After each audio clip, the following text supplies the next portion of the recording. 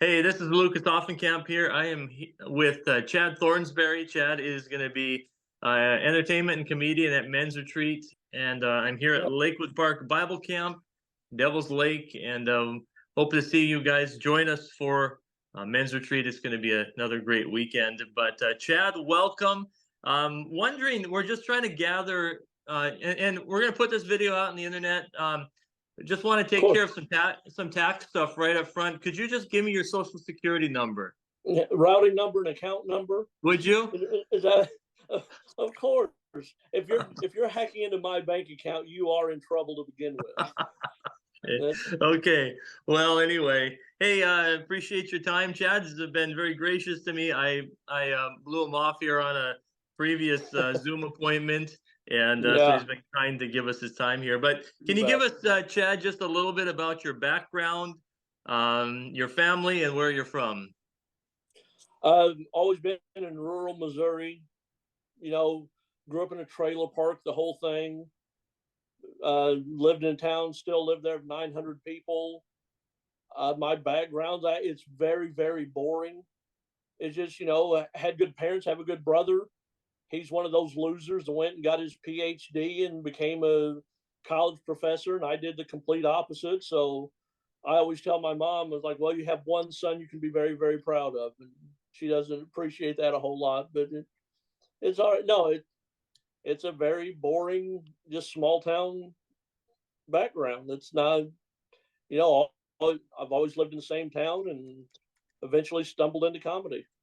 Great, great. Well, you're gonna fit right in, and with our guys, a lot of small town guys from up in this area, and Good I people.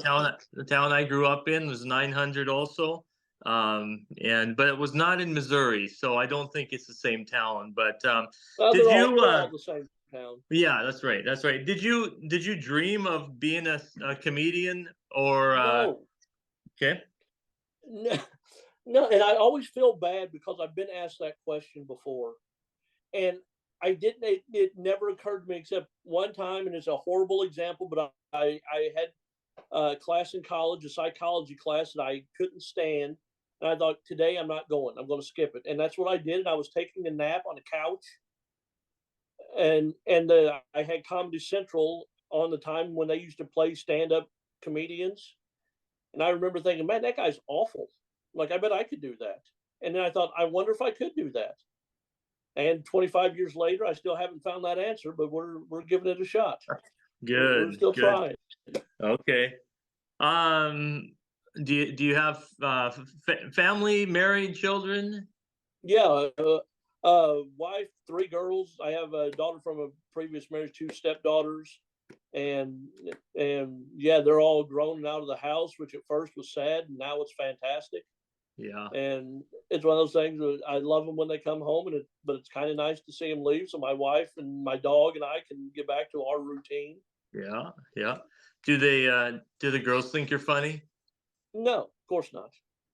No, They in got no no way, idea. shape, or do you have children? Oh, I've got five, and I'm hilarious, and they don't understand it. It's the same thing. Yeah, I think I'm funny, and they think I'm miserable. No, no kid thinks their parents are funny at whatever age. So no, no, Never they're gets. great. They've been very understanding. My wife's unbelievable. So Yeah, yeah, that's wonderful. So, I before, so I'm a camp director here in North Dakota as well, and pastored, and I remember when I was pastoring, I went back home to our town in 900, and I saw one of my classmates. He knew I was a pastor, so he says, "Is it true that you only work 1 hour a week?" And so I'm just wondering, comedians, usually your deals are on the weekend. So is it? I mhm. mean, is it 2 to 3 hours a week that you work, or what? Well, it's. I had a buddy that put it really well one time. He said, everybody will get up and drive 45 minutes to work an 8 hour day, and a comedian will drive 8 hours to work a 45-minute day.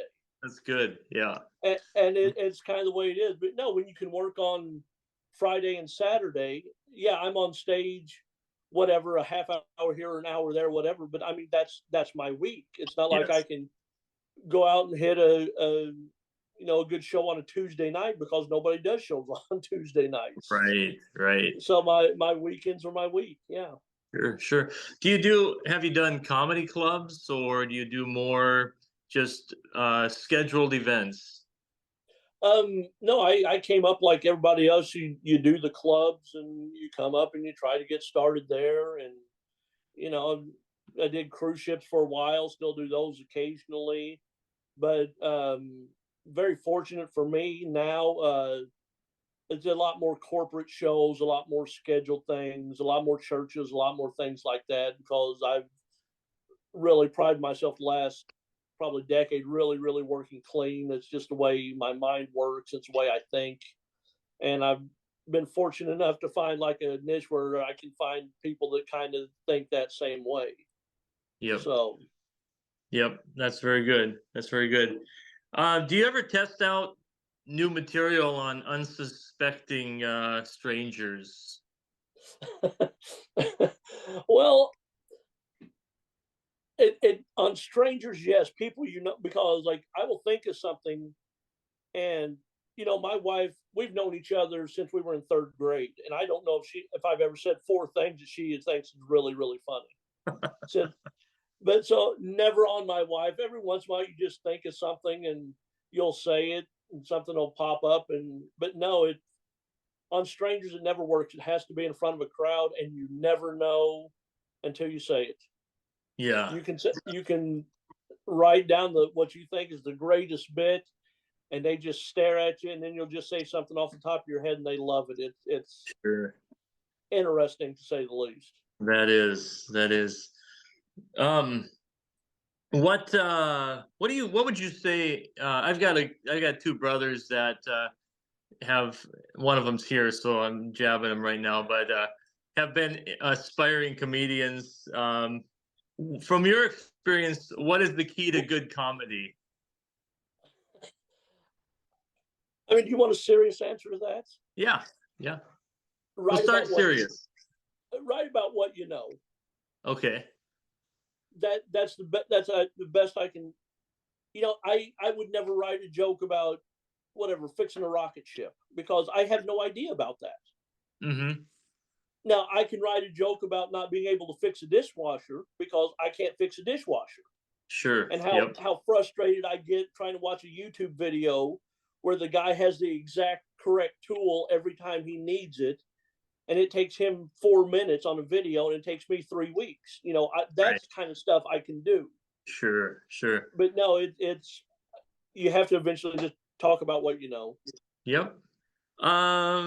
Where were you on January 6th? Oh wait, no, that's not supposed to be in there. Um I'm not allowed to answer that question. good, good, yeah. Yeah. Don't worry, the NSA is not listening. Um, what's the most memorable moment in your career as a comedian? Well, here's what I can tell you. And Bob Newhart, I don't know how old you are. You know who Bob Newhart is? Yep, yep. I love Bob Newhart. I think Bob Newhart's fantastic. And he said one time, if you ask a dancer, a singer, a musician, an entertainer in that field, and you just say, tell me about a memorable show, which is the question you just asked, they will tell you about the best show in front of the best crowd for the most money. But Mm-hmm. if you ask a comedian, just tell me about a show, it's always the worst show in the most miserable circumstance. So when you ask me what's a memorable show, I did a show on the back of a flatbed trailer in the middle of a field at night for an event that was starting the next night that I didn't know about. And there were four women sitting in lawn chairs. They were like 400 yards away and they Oh couldn't even no. hear me. Oh And I no. was supposed to do 20 minutes to just utter darkness and silence. It'd be like you walking out in your backyard with nobody around and you doing a comedy routine. Yeah. It was Wow. horrible. But when you ask about a memorable event, it's always things like that for comedians. Sure. That's good. How important is the crowd to a good comedy event? Reason I ask is a number of years ago for our men's retreat, and this is probably 8 to 10 years ago. We had a comedian. I don't even remember his name, but he was really good. This was before I was uh, in this position, but he was really good. The guys were I was just hoping you were dying going to say he laughing. was. I was hoping you were going to say he was really awful, so that sets the bar really low when I Yeah. come there. That's what I was Well, hoping. the last couple we've had haven't been very good. So, Okay. but so I was pastoring at the time, and I thought, hey, I'm gonna call this guy and get him to our church for a fall kickoff event for just new ministries at the church and whatever. So I Okay. scheduled him. He came. It was really kind, but I had no idea what I was doing. So I first of all, we had him in our sanctuary, which was maybe 25% full. So that's the first thing. And then Okay. and I don't think it was even that full. And then I said, "Welcome tonight to this evening in comedy. I'm glad you're here. Here's our guest." And I Yeah. just like cold open, turned it over to him, and he comes up and he says, "You're not gonna sing or do anything." And I just, and then there's like 15 feet between each person throughout this room. So it was Yes. a total bomb. Now it wasn't him. I mean, he was great at the men's retreat, but the crowd was small and the circumstances and the setup was not good. What The would you have to setup say? the setup's more important than the size of the crowd. You Okay. can have a great show for 12 people. Yep.